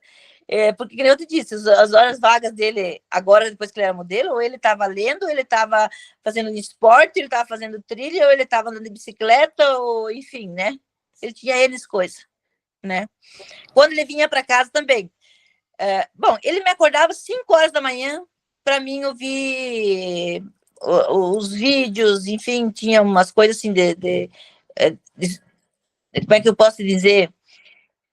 Esses vídeos de motivacionais, né, que tem, né? Então, muitas vezes, isso eu me arrependo, né? Porque ele pensava que eu estava assistindo e eu ligava o celular e dormir, né? Eu deixava as pessoas falar lá, mas ele tinha que ver que eu estava online, né? Então, eu também logrei ele algumas vezes, não contei para ele isso ele deve estar em algum lugar escutando, né? Mas porque, tipo, ele gostava muito disso, mas eu estava numa outra vibe, eu não tinha muita vontade de fazer isso, porque, né? Mas era o momento dele. E eu, para mim, não decepcionar ele, assim como ele não gostava de me decepcionar, eu ligava o celular de 5 horas da manhã, meu marido brigava comigo, meio esse barulho, né? Aí eu deixava, o Vinícius tá vendo que eu tô vendo que a live, né? Deixa aí, né? Depois, mas o bicho, ele me pegava, sabe? Porque daí ele me fazia perguntas e muitas vezes, ai, filho, acho que nessa aí eu cochilei. A Senhora Aparecida, Santo Antônio, assim, né? Ele sempre foi muito respeitoso, né? Em todos. Tanto que eu e ele, a gente foi lá no Santuário Nossa Senhora Aparecida, ele tinha uns 10, 11 anos, a gente foi lá. Temos fotos, tudo, né? Ele ia sempre nas Romaria comigo, enfim, né? O abraço dele, né? Mames, né? Que ele me chamava de Mames, né? E aí ele era muito carinhoso, né? Assim, eu tenho saudade de tudo, né? Eu tenho lembrança de tudo, né? Tudo que tanto que ontem a gente foi no show lá, a gente, né, aquela alegria do show e coisa, a gente já lembra dele, né? Porque ele era assim, não tinha tristeza. O sorriso dele é uma coisa muito marcante. A risada dele é única. Eu nunca vi ninguém dar uma risada daquelas que ele dava risada, né? Então, quando eu me pego assim sozinha, eu procuro que eles não escutem, né? Porque aqui em casa eu sou de falar, gosto de ver, gosto de divulgar as fotos, mas eles não gostam, né? Eu tô até tendo, assim, eu sinto meus outros filhos meio revoltados com isso, mas eu tento explicar para eles que é uma forma que eu tenho de deixar o Vinícius vivo nas pessoas e mim não precisa porque está comigo. Mas eu digo assim, as pessoas só morrem quando elas são esquecidas. Mas mesmo eu gosto de olhar para mim, né? Olhar as coisas dele, os vídeos dele, as fotos, e eu gosto de compartilhar, não porque os outros também só vejam, mas é que, tipo, vai ficando recente ali nas redes sociais, para mim sempre tá olhando, porque senão elas vão se esconder, né? Elas não vão mais aparecer para mim. E a minha preocupação, tanto que eu não inserei as redes sociais dele, quando o Instagram dele, quando ele faleceu, tinha 96 mil seguidores, hoje deve ter 60 e pouco, porque foram caindo, né? Eu estou procurando manter. Quando eu lancei o livro, eu falei que eu ia fechar, né? Eu vou lançar o livro, vou jogar lá e eu vou fechar. Eu não consegui. Eu não consegui. Eu não sei, ele gostava tanto dessa parte que eu parece que ele quer que eu continue fazendo, né? Mas isso é uma coisa minha, né? Um dia eu vou acabar, de repente, não conseguindo mais manter, eu vou desligar. Mas é uma coisa que eu quero mantê-lo assim, né? Então, eu não sei se seria a pessoa ideal, porque cada um tem um jeito de se. Eu tenho minha irmã que também perdeu o filho dela com 7 anos de acidente. Ela tem, né? Hoje ela disse assim: eu sofro pelo Vinícius, mas pelo Bruno eu não sofro mais. Não que não sofre mais, mas digamos assim, já passou, né? São 20 e poucos anos que faleceu o Bruno. Dizer assim para os pais: primeiramente, se aproveitar o máximo de tempo que tu tem com os filhos da gente aqui, né? Fazer o que precisa ser feito para depois não ter arrependimento. Eu não fiz isso, não fiz aquilo. Que isso eu chamo que é peso na consciência que te faz sofrer mais. Te faz sofrer mais e tu não te aceitar a partida. A partir do momento que você sabe que você fez tudo, o que fica é o amor, e o amor se transforma em saudade, né? Então, com essa saudade não tem como não lidar. Eu teve dias que eu tinha vontade de sair gritando, né? Por quê? Por quê? Né? Eu tô com saudade do Vinícius, por que ele não tá aqui? Às vezes eu dizia assim, filho, por que você não me avisou que ia, né? Mas eu também, ao mesmo tempo, eu sei que nós aproveitamos o nosso tempo, né? Quando eu passei com o Vinícius, digamos lá, quando ele era pequeno, noites de sono, ou as noites que eu passei com ele no telefone, que ele vivia lá, ele morou 4 anos na China, que é vários países que ele morou, aqui era dia, lá era noite, e eu ficava no telefone com ele na câmara. Eu não me arrependo de ter passado aquele sono, eu não me arrependo de ter perdido, porque não foi um tempo que eu perdi, foi um tempo que eu ganhei de carinho, de conversa, de conhecimento, e ao mesmo tempo que a gente trocou as experiências dele no mundo. Então, eu não me arrependo de nada, né? Talvez ter aproveitado mais do ensinamento dele ainda, porque ele tinha muita coisa para ensinar para a gente, sabe? Tinha muita coisa para ensinar para a gente. Então, vamos transformar essa dor em saudade, sim, e também em coisas boas, né? Depois que ele faleceu, a gente tentou fazer algumas caridades em nome dele, fazer coisas assim que, né, que vai. Hoje já a gente vai, vai fazer as coisas assim, não, o Vinícius tivesse que ele ia dizer, toque em frente. Aconteceu porque tinha que acontecer, era uma coisa que ele falava muito. Se aconteceu, era porque tinha que acontecer, né? Então, faça do limão uma limonada, digamos, entre aspas, né? Claro que a gente está falando de filho, de pai, de mãe, de uma pessoa que a vida da gente nunca mais será a mesma. Eu passo meu batom, eu posso me vestir, eu vou lá no baile, as pessoas dizem assim, ai, você já tá sorrindo. Eu já tive essa pergunta para mim, tá? Eu já tive alguém que me perguntou, ai, que bom, você já tá sorrindo, você já tá, né?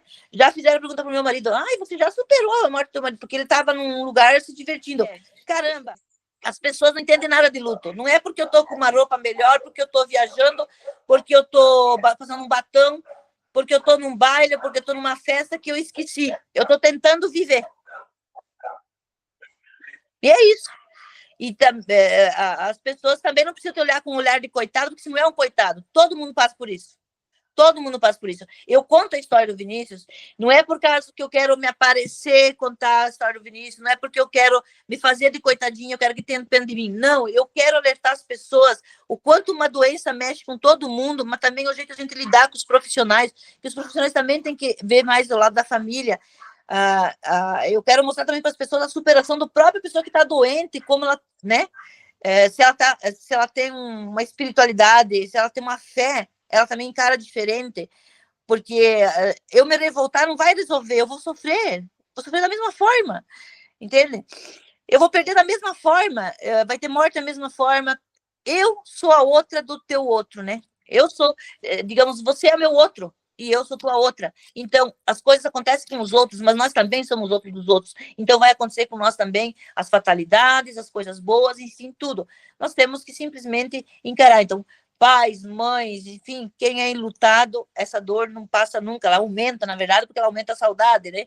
Nós temos que aprender, colocar ela no bolsinho. A gente coloca no bolso por quê? Porque tem muitas pessoas que passam pela mesma situação. Se todo mundo vai se matar ou todo mundo vai deixar de viver, o que seria do mundo, né? O que seria do mundo? Então, a gente vai colocar a dor no bolso, vai acalmar ela ali e vamos para a lida, né? Vamos deixar o nosso legado enquanto estamos aqui. Eu acho que é isso, né? Não sei se...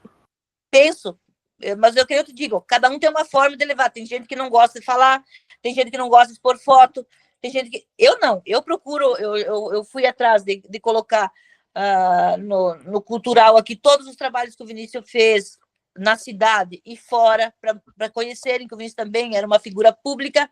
E eu acho que o Vinícius levou o nosso Abelardo Luz para 17 países, ele teve uma representatividade enorme, então as pessoas também têm que conhecer esse lado do Vinícius. Quem vai ter que dizer agora sou eu. Se o mundo não enxergou enquanto ele estava vivo, né, eu tenho que fazer esse papel de mãe também, porque eu não quero deixar o legado dele em vão. Ele deixou um legado bonito, e não é para ser escondido, é para ser falado. Teve a fatalidade? Teve, mas para ver que as pessoas que também têm uma carreira bonita também sofrem fatalidades. A gente não está impune de nada, né? A gente que tem uma religião, que tem uma espiritualidade forte, também acontece fatalidade. Tanto rico quanto pobre. A psicóloga Teresa Gouveia, ela também me entrevistou, ela disse que o que ela acha mais justo na morte é que pega todo mundo. Realmente, a morte é justa, ela pega todo mundo, ela pega ricos, pobres, né, tudo, né? O A, o B, e assim é. Então, nós temos que encarar a vida de frente, né? Aconteceu, não tenho mais como voltar atrás, não tem como voltar atrás, então eu vou ter que seguir daqui para frente. Sei meu filho amado, segurando o que ele me deixou de bom, que foi tudo que ele me deixou de bom, que eu tenho tudo de bom, além também dos bens que ele deixou, que ele só se preocupava com os irmãos, e disso a gente fazer crescer o amor, a espiritualidade, crescer esse legado que ele deixou e as coisas que ele deixou também, né? Que eu te falei, o apartamento dele a gente transformou num recanto lá, pra gente, né, ir ampliando e tal. E é isso. E sempre relato para os irmãos, pegar um pouco do exemplo do irmão, mas eu também não posso forçar muito, porque eles estão numa outra fase do luto, eles não querem que eu nem fale o nome do Vinícius, né? Bom, hoje eu estou passando aqui, quero relatar um pouquinho dessa primeira semana, dessa primeira experiência, desse primeiro choque de realidade que eu tive nessa primeira semana aqui em Cape Town, na África do Sul. Lembrando que Cape Town é uma cidade já muito desenvolvida no continente africano, Joanesburgo e Cape Town são as duas cidades mais bem desenvolvidas, assim. E o que eu pude notar, assim, nessa primeira semana, e até me chamou bastante atenção, porque vem de um provérbio africano,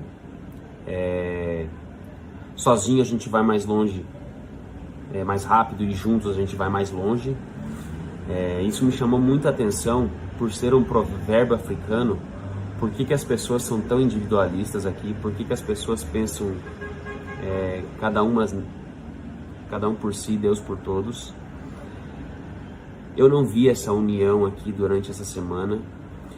O que eu percebi bastante aqui pode ser que seja nessa região aqui que eu esteja morando, que me deu um choque de realidade um pouco maior.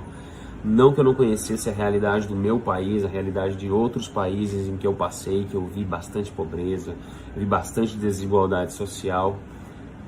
Mas aqui o que eu vejo nas pessoas é uma raiva, algo de dentro delas assim forte, que elas não têm amor, sabe? Elas não têm afeto um pelo outro. Isso me preocupa, me chama bastante atenção, porque a diferença de raças ainda é muito forte. Por mais que o apartheid, né, com muita luta, que começou lá com Nelson Mandela, que sofreu prisão perpétua, um monte de coisa, uma série de coisas em que ele disse que você nunca pode dizer nunca para alguma coisa, que nunca algo pode ser feito até que alguém faça, né? Então ele fez, ele conseguiu, né? Naquela época, o apartheid, há 25 anos atrás, se não me engano, foi em 1994, 1995, algo assim. Mas ainda isso, o que dá para se ver é que é muito forte aqui em Cape Town. E eu penso que se essas coisas, essa desigualdade, essa raiva, essa coisa de cores e tal, né, entre o branco e preto, em pleno século XXI, é triste, porque a gente vive num mundo tão bem desenvolvido, quer dizer, ainda caminhando, né, para desenvolver muito mais. O mundo está desenvolvido, a tecnologia está aí desenvolvida, mas a cabeça das pessoas ainda não está acompanhando esse século XXI, essa mudança rápida em que o mundo nos cobra todos os dias para sermos melhores, para dar o nosso melhor, para sermos pessoas melhores. Isso, quando você consegue ver alguém de uma certa maneira conseguindo mudar, conseguindo colocar uma ideia, conseguindo fazer as pessoas enxergarem que sendo positivo, sendo uma pessoa boa, tendo amor no coração, tudo isso são fatores que contribuem para você ter sucesso, para você progredir, ser uma pessoa melhor, né? Um ser humano melhor, um profissional melhor, um pai melhor, uma mãe melhor, ou seja, um amigo melhor, seja o que for. A gente tem que buscar isso, e eu acredito que tudo isso, todas essas coisas que eu falei, tudo se engloba dentro dos relacionamentos que a gente tem na nossa vida, mas principalmente é o amor. Para mim, a única coisa que vai salvar o mundo é o amor. Se a gente parar e olhar um cachorro, uma criança, né, o quão bonito é aquilo. Tem uma frase que até está no braço da Flá, minha namorada, beautiful things don't ask for attention. Coisas lindas não pedem para ser mostradas, elas simplesmente são, elas aparecem. Então, por isso que quando uma criança, um cachorro faz qualquer coisa, eles não fazem para te chamar a atenção, mas eles chamam devido à simplicidade, devido à pureza daquela ação. Todo mundo já pode ter notado quando você está triste, você está com raiva, você está com qualquer coisa, e um cachorro faz alguma coisa, você dá risada, muda o seu humor, a criança faz alguma coisa que você não está esperando. Isso é lindo, cara, isso é o amor. E é isso que está faltando nas pessoas, é isso que eu vejo que falta muito aqui, essa desunião entre o ser humano. Não é só aqui, é porque aqui eu vi bem forte, mas é no mundo inteiro. Como eu acho que a gente tem que se tocar no que os nossos líderes estão fazendo, como eles estão agindo, o que eles estão falando, como eles estão implantando as ideias na cabeça das pessoas. E eu, de um ano para cá, eu percebi muita raiva nas pessoas, principalmente no Brasil. No Brasil, de um tempo para cá, eu percebi que as pessoas elas estão com mais raiva. O povo está desunido, amigos brigando, parentes brigando, discutindo, nem se falando mais, nem se olhando mais na cara. Isso é triste, cara. Isso não tem amor, isso não é família, isso não é união, isso não são nossos relacionamentos. Não é isso, não é esse o nosso propósito, não é para isso que a gente está aqui. A gente está aqui para nos ajudar, a gente está aqui para nos unir. Como diz o provérbio africano, sozinho eu vou mais rápido, mas juntos a gente vai mais longe. Imagina você sozinho, onde você vai chegar? Tá, vou chegar, vou ter dinheiro, vou ter fama, vou ter isso, vou ter aquilo, mas e aí? E depois? Será que fama, dinheiro, sucesso, tudo isso completa você? Então pensa nisso. A gente tem que botar a mão na consciência e pensar mais, ter empatia, pensar mais no próximo, né? Por mais que às vezes seja difícil, a gente passa por certas coisas, ninguém sabe do nosso passado, não sabe o que a gente passou para estar onde a gente está, mas mesmo assim, galera, a gente não pode viver de passado, a gente vive do presente para o futuro, daqui para lá. A gente usa o passado, mas por experiência, por certas coisas que a gente não quer passar, por aprendizado, né? Então, vamos fazer o nosso agora se tornar um futuro ainda melhor, porque a nossa ação gerada agora é o que vai dizer sobre o nosso futuro. O que a gente está passando agora foi coisa do nosso passado. Então, você quer continuar vivendo o que você está vivendo agora? Tenho certeza que não. Você quer viver coisas melhores. Então, mude. Tem que mudar a sua ação. Seja positivo. Confie, acredite. Confie em você. Você pode. Tudo que você quiser. Basta acreditar. Se eu posso sonhar, eu posso fazer. Né? Então é isso. Fica aqui o meu desabafo. Espero ter ajudado de alguma maneira. Para quem vai ouvir. E é isso aí, galera. Eu só desejo que a gente se torne ser humanos ainda melhores, que a gente possa criar vínculos, amizades, né, relacionamentos saudáveis, em que isso se gerem frutos, não só para mim, não só para aquele, mas em si num todo. A gente está junto nesse mundo, a gente tem um propósito juntos. Sozinho, lembre-se, gente, não adianta onde você chegar, sozinho não vai adiantar. Você não vai ser feliz, você não vai ser completo. Então, tenha com quem compartilhar as suas vitórias, tenha com quem dividir tudo que você alcançar na sua vida. Esse é o mais importante. Então, bom dia e é isso aí.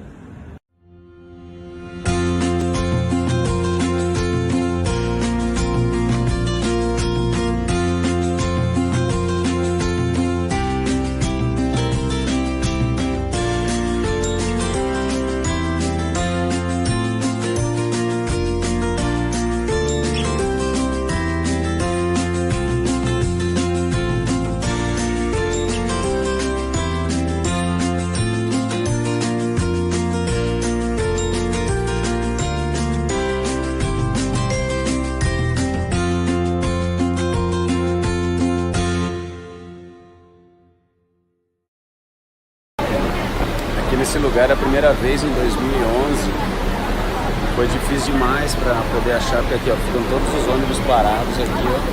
Quando você sai da van,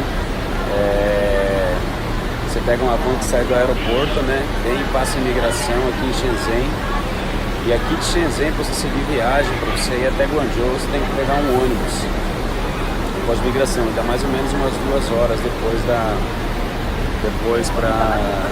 dessa parada aqui até Guangzhou. Hoje em dia, né, depois de 10 anos indo pra cá, se tornou fácil, porque aqui ninguém fala inglês, então a comunicação é bem difícil, mas não tem problema. Meninas de 15, 16, 17 anos que vêm pra cá a primeira vez, elas se viram, dão um jeito. As pessoas vêm sem falar inglês, você vai na mímica, vai se explicando, vai dando seu jeito, aí tudo se ajeita. Tá bom? Agora ele tá me ensinando como é que fala pra uma mulher, como que é sexy em chinês. 前凸后翘，前凸后翘，前凸后翘，前凸前凸后翘。后翘。Peito grande, bunda grande, mulher gostosa.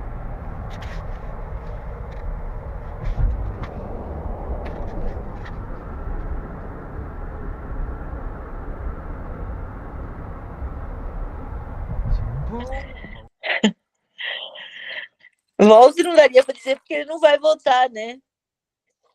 Te amarei para sempre, né? Ele sabe que meu amor é para sempre, né? Até meu último suspiro. Obrigado, viu? Foi muito bonita a sua entrevista. Eu vou editar com muito amor. Uhum. Eu falei que não ia me emocionar, mas não teve jeito. Não tem como, né? E Eu você baixei aqui várias fotos, vários vídeos dele. Eu vou misturar com a sua fala, vai ficar bem bonito. Então tá. E você me manda o teu endereço que eu vou te mandar o livro autografado. Daí, Oh, meu Deus.